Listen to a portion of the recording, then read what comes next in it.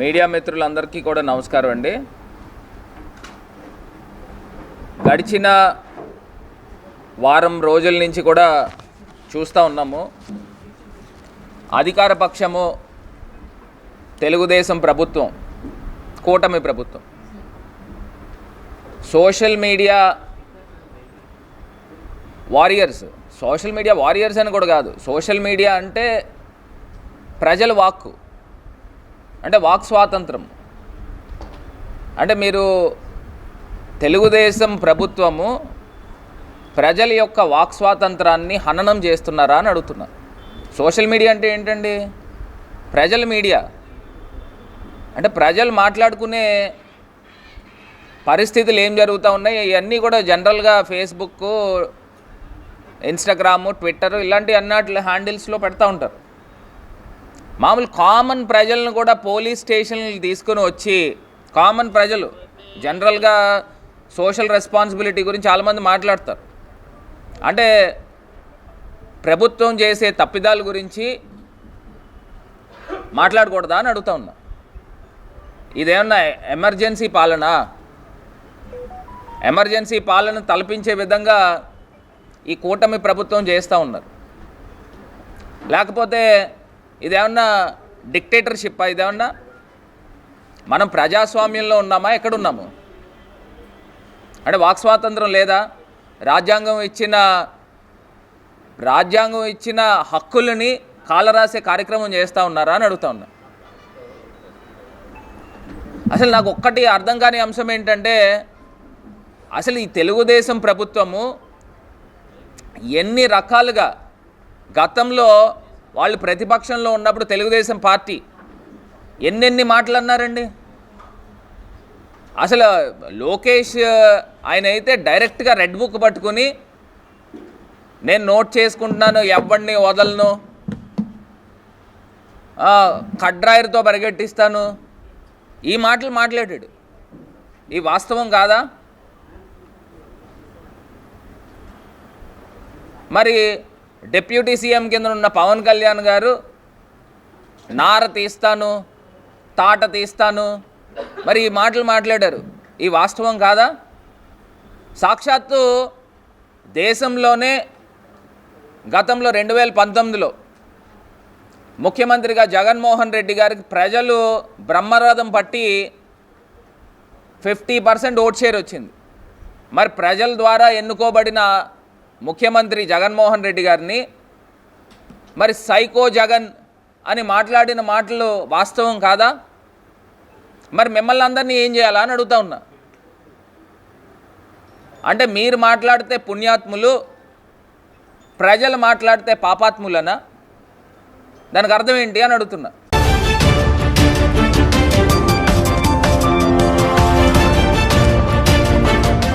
ప్రజల సంక్షేమం గురించి వచ్చిన మీరు, ప్రజల సంక్షేమం చూస్తామన్న మీరు ఎంతసేపు మీ కాన్సన్ట్రేషన్ అంతా కూడా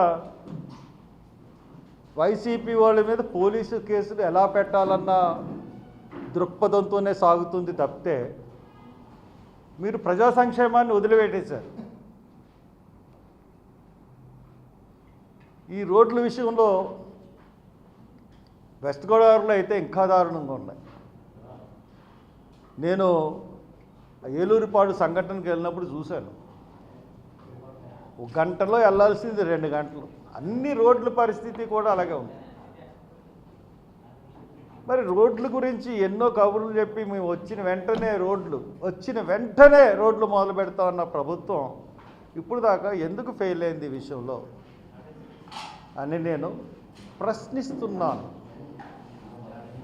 అంటే ప్రశ్నించేవాడు ఇక లేడేమో కాబట్టి ప్రశ్నిస్తున్నాను.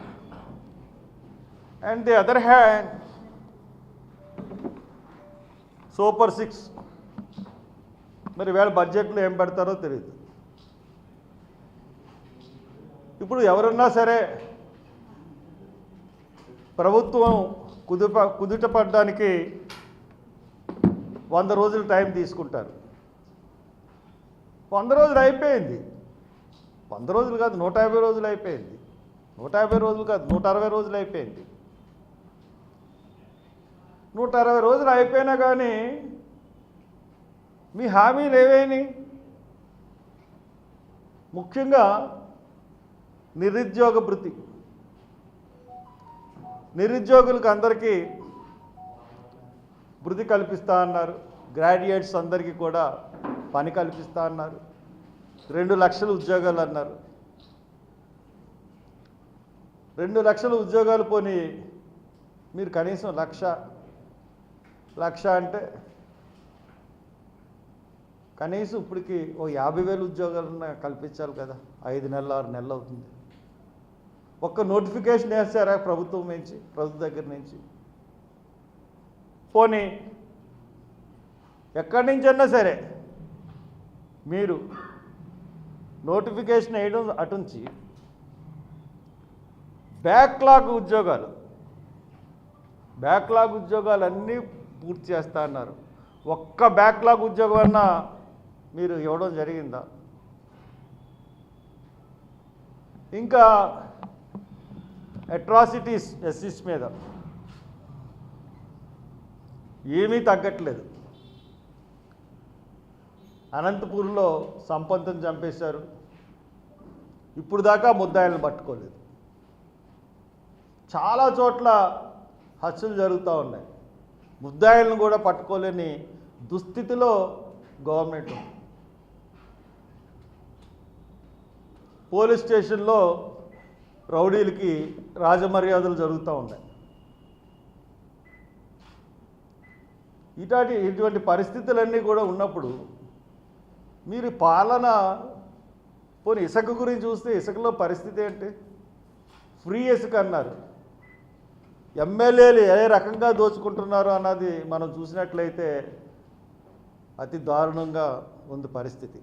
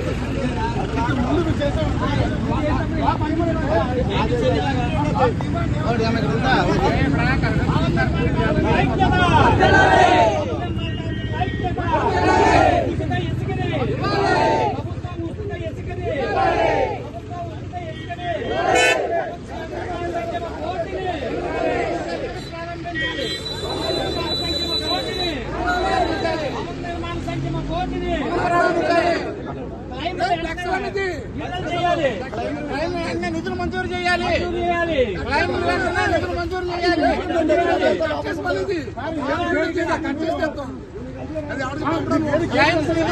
వెంటనే చేయాలి.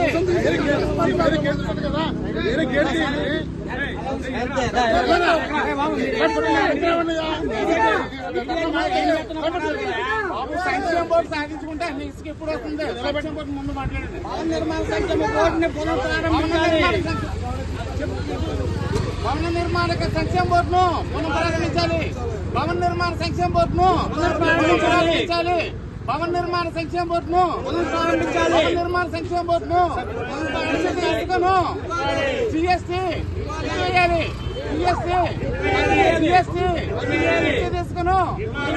తీసుకును భవన నిర్మాణ కార్మిక సంక్షేమ బోర్డును భవన నిర్మాణ సంక్షేమ బోర్డును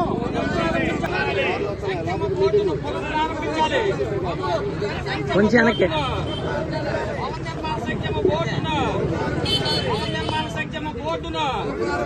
పెండింగ్ లో ఉన్న క్లైమ్లను కార్మికుల ఐక్యత ఏఐటీసీ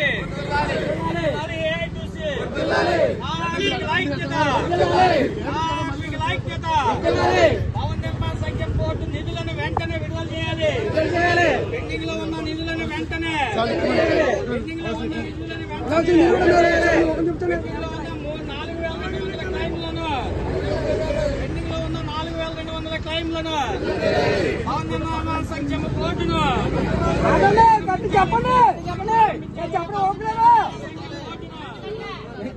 నిర్మాణ కార్మికుల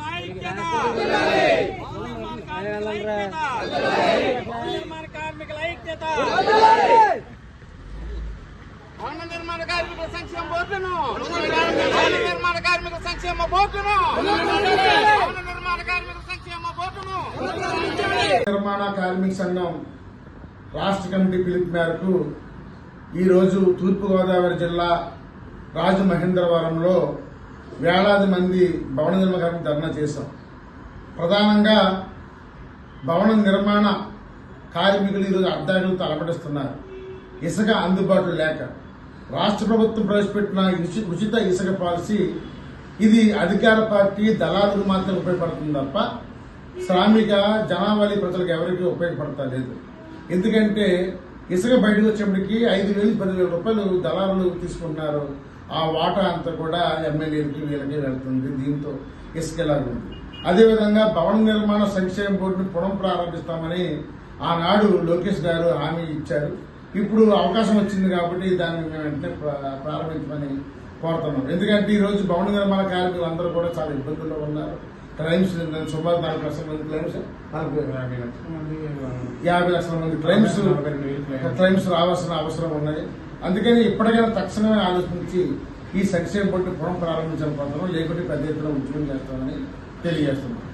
ఈ కార్యక్రమంలో ఈ భవన నిర్మాణ కార్మిక సంఘం జిల్లా అధ్యక్షులు పద్దెల్ల భానుప్రసాద్, జిల్లా general secretary Vemula Mahesh Babu, AITC జిల్లా కన్వీనర్ కె రాంబాబు, అలాగే శ్యామల సెంటర్ రామకృష్ణ, మల్లయ్యపేట సత్యనారాయణ, శాటిలైట్ అచ్చెన్నాయుడు, అలాగే సిపిఐ కార్యదర్శి పవన్రావు తదితరులు పాల్గొన్నారు.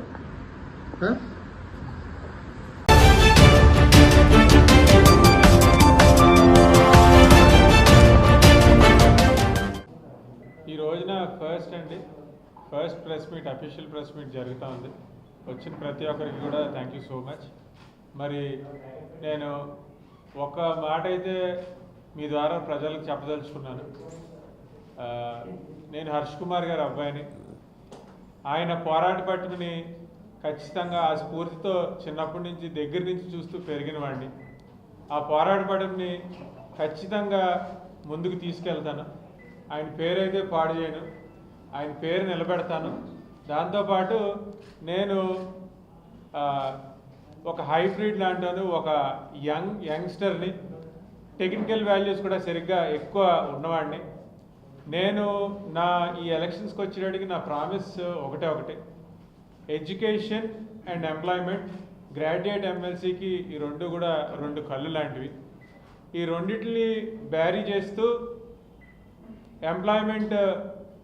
ఎంప్లాయర్స్ ప్రాబ్లమ్స్ కూడా నేను చూస్తానని, మరి నన్ను గెలిపించమని, నాకు ఓటేయమని ప్రజలందరినీ కూడా ఇది ఒక అవకాశం కింద అభ్యర్థిస్తున్నాను మీ ద్వారా.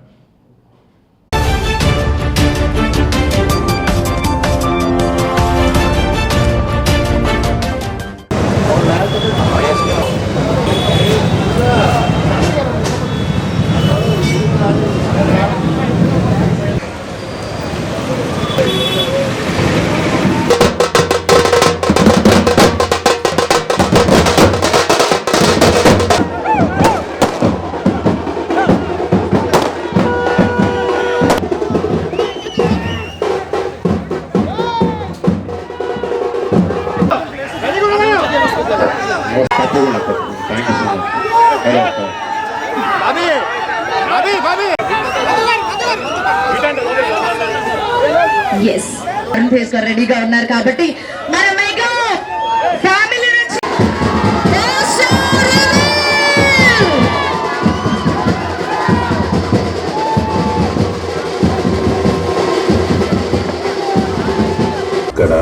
ఇక్కడ కంట్రోల్ ఉంది కాబట్టి నేను ఇక్కడ దాకా రాగలిగాను.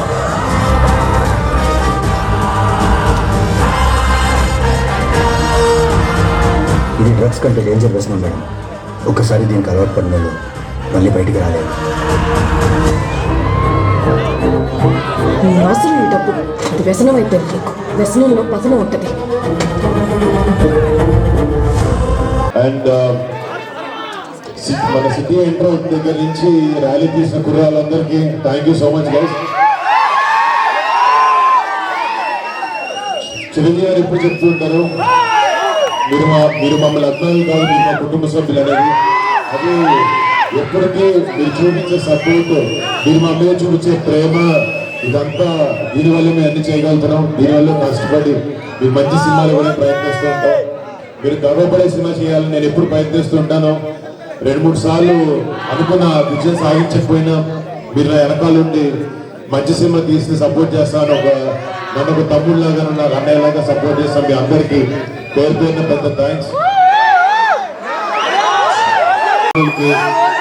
నచ్చాలి అని ఆలోచించి జాగ్రత్తగా ఉండి తీసిన సినిమా ఈరోజు మంటతో స్టార్ట్ అవుతుంది. రేపు విశ్వంబర్ వస్తుంది, గేమ్ చేంజర్ వస్తుంది.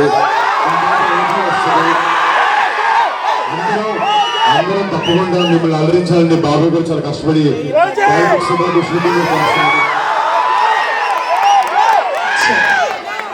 Thank you so much. మళ్ళీ మీ ఒక్కొక్కరి పేరు పేరున థ్యాంక్ యూ సో మచ్. 14 నవంబర్న ఒక 3 రోజుల్లో ఈ సినిమా మేము అందరి ముందుకు వస్తుంది. మీరు చూసి మమ్మల్ని ఆశీర్వదించాలని కోరుకుంటూ మా టీం మొత్తం తరఫున థ్యాంక్ యూ సో మచ్. మళ్ళీ 14వ తారీఖున థియేటర్లో కలుద్దాం. మీకోసం అందరూ థియేటర్లో చూడండి. మా పిచ్చెక్కించేస్తుంది. మన ఫ్యాన్స్ ఏమి తప్పు కాదు. నేను కూడా వస్తాను. మక్కాలో దగ్గర 9 నుంచి 15 ఫైట్లు ఉంటాయి. ఫ్యాన్స్ అయిపోతాయి. Thank you so much once again.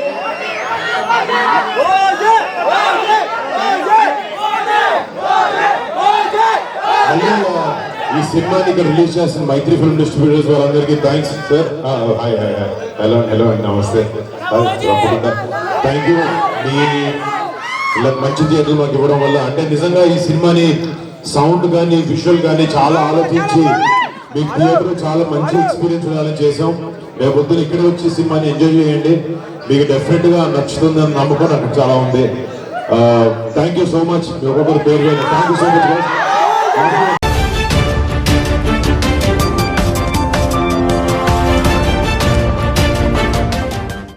అలాగే అరిశెట్టి వెంకటరాజు గారికి దంపతులు, విష్ణుబాబు గారి దంపతులు, అరిశెట్టి వెంకటరాజు గారి దంపతులు, శ్రీరామూర్తి గారి దంపతులకి మన సంఘం తరఫున సన్మానం చేస్తున్నాము. అందరూ మరి సేపట్లో స్టార్ట్ అవుతుంది. సేకరించే మీ అందరికీ వివరిస్తున్నాం. అంటే పాతది 30 ఏళ్ల క్రితం ఎవరికి ఏంటి అన్నది తెలీదు. అలాగే ఒక దంపతులకి దానివల్ల సన్మానం చేద్దాం అనుకున్నాం. ఫస్ట్ సన్మానం మన సంఘానికి ఆ రోజు నాడు కష్టపడి చేసిన వాళ్ళకి చేద్దాము. ఈ సంఘానికి చాలా కష్టపడి చేశారు వాళ్ళు. ఆ రోజుల్లో ఎవరిని తెచ్చారు.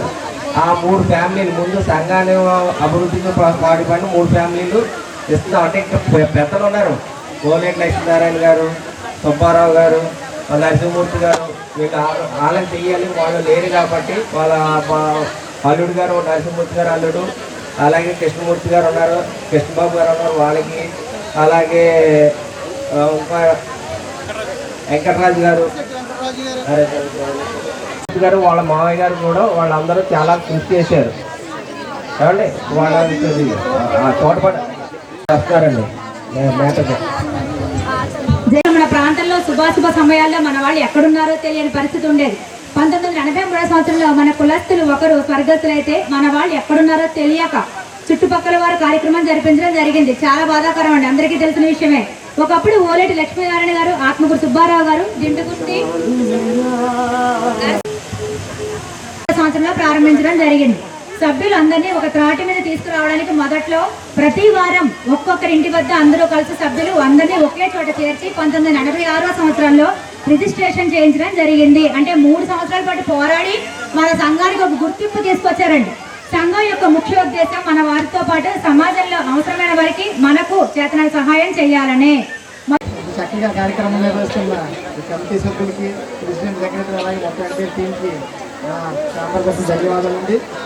ప్రతి సంవత్సరం మా శేష్ గారు పిలుస్తూ ఉంటారు మమ్మల్ని. ఇలా రావడం వెళ్ళడం జరుగుతుంటుంది. కానీ ఈసారి ప్రత్యేకంగా వచ్చి మమ్మల్ని సన్మానం చేయడం నేను చాలా సంతోషంగా భావిస్తున్నాం. అలాగే వ్యాపారస్తులందరికీ కూడా మా ఛాంబర్ ఎప్పుడు కూడా అందుబాటులో ఉంటుందని సభాముఖంగా తెలియజేసుకోవడం జరుగుతుంది. ఈ అవకాశం